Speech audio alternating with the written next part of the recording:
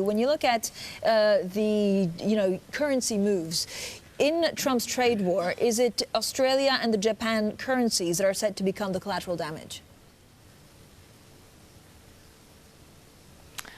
Well, it appears that obviously the currency here in Japan has taken some of the brunt of the friction that we've observing around the world.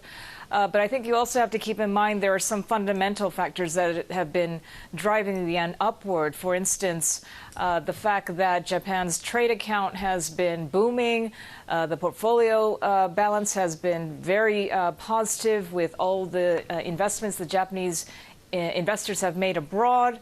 And also look at all the tourism that has been exploding in this country, i.e. inbound tourism. So those three legs of Japan's current account has allowed Japan's current account to basically explode. So I think it's well above 4% of GDP, historical highs, and nobody really talks about that. Meanwhile, look at the other side of the U.S. dollar exchange rate, the U.S., with a huge corporate income tax cut. What is that doing to the fiscal balance and therefore the current account balance there? It's maybe not as shocking to see the yen appreciating as much as it has. So it's, yes, the trade friction, I think, is part of it, but there's also a backstory vis-a-vis the fundamental external balance equation as well. Kathy, what is the chance that actually Japan enters into a bilateral trade deal with the U.S.?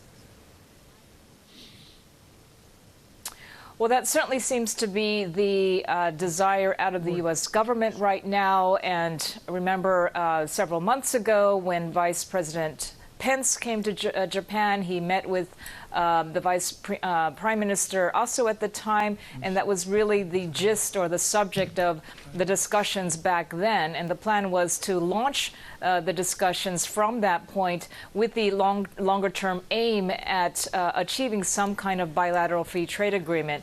If you look, for example, at Korea, next door, Korea already has an FTA with the United States. So that's something, of course, that Japan is looking to, although remember, it was originally in the TPP discussions with the United States involved. And so with that now kind of TPP ex the United States, now the next discussion has moved on to bilateral. Right. I think for Japan, they would prefer more of a multilateral arrangement, but given the desires of the U.S. government right now, I think the discussions may continue on a bilateral front instead. Before we get started, I'd like to let you know that our channel membership is now open. In the membership, we dive deeper into real expressions used by native speakers. If you want to understand English at a more professional level, please consider joining. Now let's review some key English expressions that appeared in the video. We'll focus not just on their meanings, but also on when and how to use them naturally. Well, it appears that obviously the currency here in Japan has taken some of the brunt of the friction that we've observing around the world.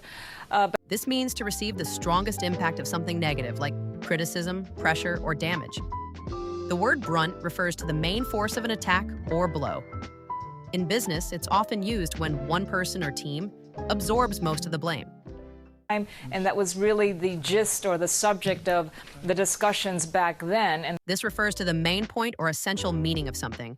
It's what remains after you remove all the extra details. In meetings, people often ask, "What's the gist?" These expressions are useful for understanding and discussing news in English. Try listening for them in interviews and reports. The more you notice them, the more natural your English will become.